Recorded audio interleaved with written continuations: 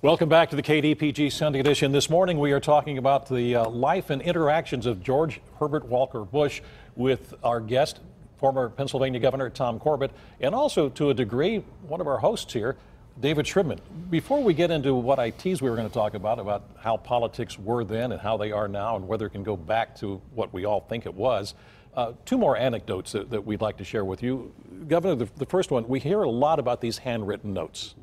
And you can explain or tell about one story. When the president was running for re-election in 1992, he came here to Pittsburgh for an event that we were putting on to discuss the weed and seed program that you probably remember that we established in 91 and 92. And we had a town hall meeting, I believe it was at Hill House. It was up in the Hill District where we were going to do this program.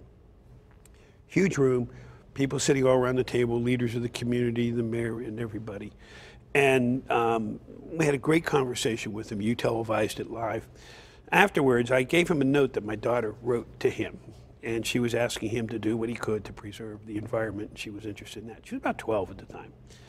And months later, we get a handwritten note written on Air Force One stationery. And it says, "While on Air Force One." And he said, and written by him, "Dear Kate, thank you for your interest in the environment. I certainly will do that," something to that effect. Included some brochures from the EPA and then made a nice compliment to me as his U.S. attorney.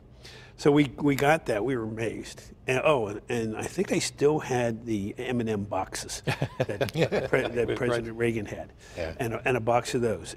So we still have that. It's a great memento. Nobody's opened the M&Ms? No. I've got some cigarette packs from Air Force One from Ronald Reagan's time. No one's going to smoke those either. Probably not.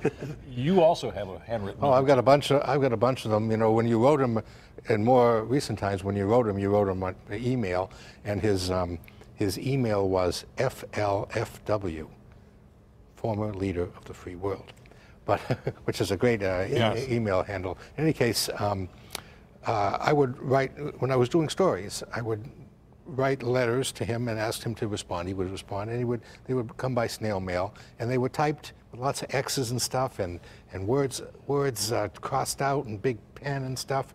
And I mean, if you thought Nelson Rockefeller was dyslexic, this person had. This man could barely spell, but these letters were great. But I had a great time once.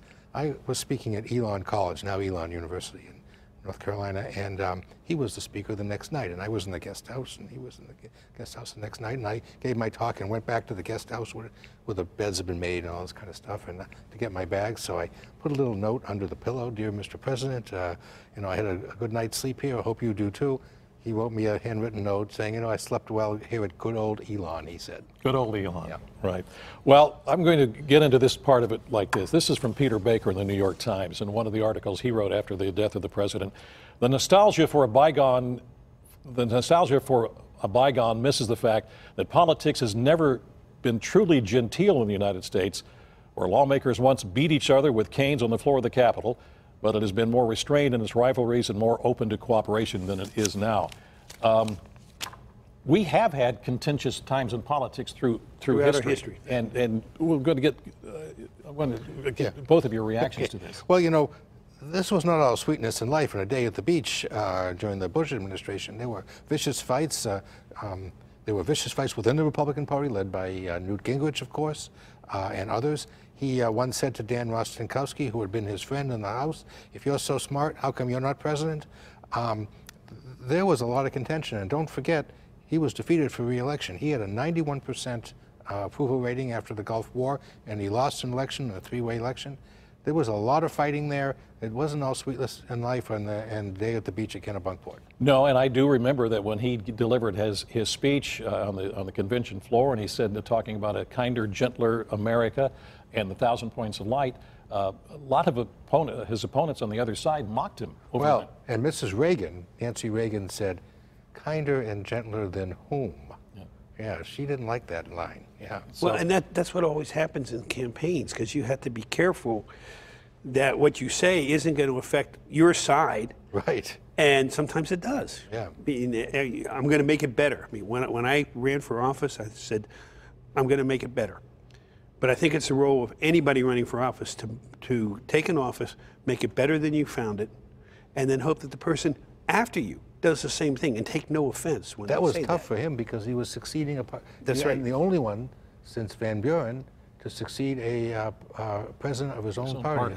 I mean, as a vice president. Absolutely, and if you go back and look at history, you know, the last time we had any party have 3 terms was back in Roosevelt and then Truman.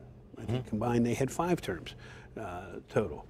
And then I think you have to go all the way back into Reconstruction to get to anything longer. Well, than all that. those Republican presidents in a row except for Cleveland. Yeah. Right, right. So at that time, it was, you know, very difficult to succeed, and he had a lot of people within the party not happy with him. We've seen what the contentious atmosphere is like in Washington right now. When you were governor, was it this contentious? Between Democrats and Republicans? Well, or could you have your fights and then, as we used to see the senators or the congressmen having a beer with each other at some bar? I don't see that much anymore in Harrisburg. Maybe they don't drink, but... Well, no, I'll tell you one reason you have to be careful: cell phones. Because people will pull out a cell phone and they'll start taking pictures right away. And so I would go back to the governor's residence. We'd invite people back there on occasion. But I was in a different position. I had investigated both the House and the Senate as Attorney General. So our relationship was one of somewhat distance. I got along with the legislators, both sides of the aisle. I see them now. It's a lot better post-election. Right. You know, but it is much different today than it was obviously back in the time of President Bush. And I think a lot of that has to do with social media, Twitter. There's no time to pause and reflect on what you're going to put out there when you type it into a cell phone and send it right out. From your standpoint, covering Washington as you have through the years, has it really gotten worse? Well, I've been gone for 16 years. I'm happy here in Pittsburgh, where it's still pretty nice. Right, but you're pretty well connected. Yeah, I mean, it's gotten worse, I think. I don't think it was ever the sweetness in life that people said, but it's gotten worse. The contention is greater, the partisanship is greater. But let's remember, during the New Deal days, Republicans would not say the name Roosevelt. They spoke about that man in the White House. There's been, you know, Senator Sumner of Massachusetts was caned in the House and in the Senate. It's not been great. But one thing I would say about President Bush, who was not generally an innovator, he did innovate a game called speed golf, in which he played 18 holes of golf in about 14 minutes. And for anybody who's worried that golf takes up the entire afternoon, he was the antidote to that. He was the antidote to that. Did you ever get to play that with him? No, I'm not a golfer. I got to run with him. All right. I want to move on to this because this also has to do with George H. Walker Bush and his read my lips, no new taxes. There are some who will say that was the beginning of the division of the Republican Party that we have seen to this point. Would you agree with that? Well, I think the division was there. There were the Reagan Republicans and then the more moderate Republicans. So it was there, even though he went with Reagan, was loyal to Reagan, and that's, I think, helped him become the president. But I think, obviously, it gave the people who weren't necessarily big George Bush supporters something to go on, that he broke his promise. But if you look at what he did, the country was in trouble economically. They had to start getting it closer to not a balanced budget, because we don't have a balanced budget, but more fiscal sanity. And he knew it was going to risk his career and re-election possibilities when he agreed to do those taxes. But you know, there's a lot of pressure within the Republican Party to do that. Senator Rudman, Senator Dole, they all were budget hawks, and they were, Senator Domenici, they were very, very concerned about the deficit, and they pushed him too.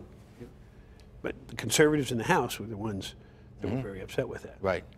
Yeah. So if that's the case, let's bring it back to today. We have about a minute or so to go here. Do we have those kinds of senators or congressmen who look out at the line we kept hearing about George Herbert Walker Bush was country first over party?